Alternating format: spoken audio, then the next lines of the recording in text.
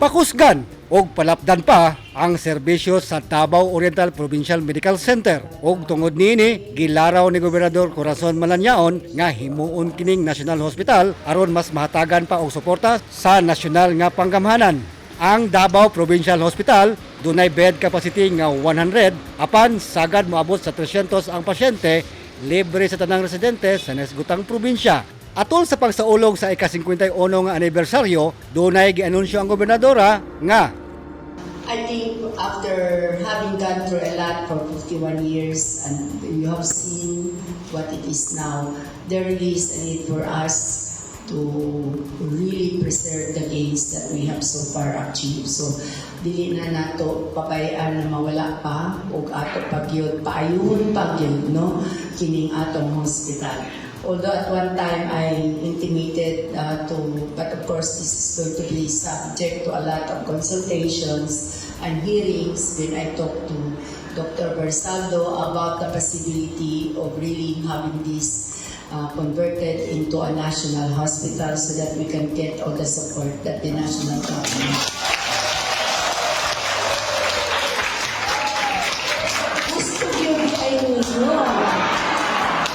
We are okay. That is our intention. That's why I am just trying to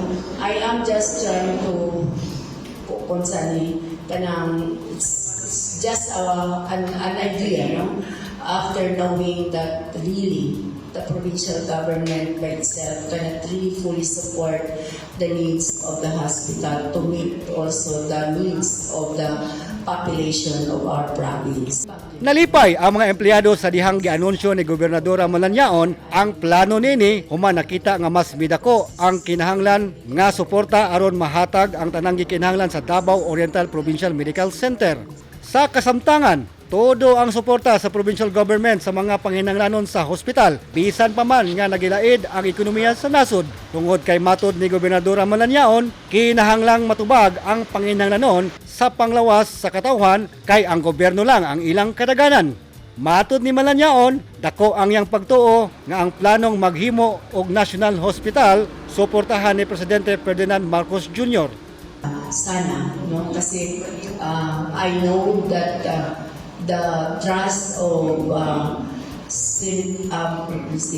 President Bongbong, when he was a senator then, I think he was the first one to introduce yung bill which would nationalize most local hospitals. So this time, I think it would not be difficult for me to ask him to also help us in really making his more or less vision come true that local hospitals should all be or locally run hospitals should be nationalized. So aron makakuha yung daghan pa yung mga facilities o daghan pa yung mga professionals who could be hired and more employees could be hired dahil they can very well afford.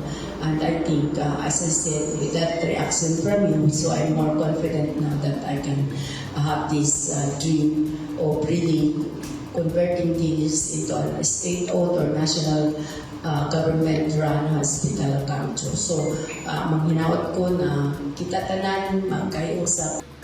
Gihangyo sa gobernadora nga timanon sa mga hospital staff o medical practitioners nga taasan ang ilang presensya sa pagserbisyo sa ilang mga pasyente.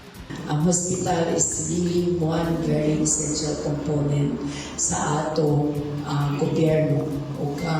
The reason why you're here, you have decided to pursue your career here is because you are committed to really help those who need help, particularly the sick. So what is my expectation then, as I said, so tinanan ko sa akong inaugural address, no?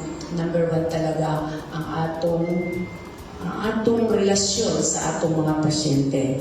So I beg of you, will you please try to commiserate with the situation of our patients. You are actually attending to poor clients and kung ang in the private sector, if it is a private company.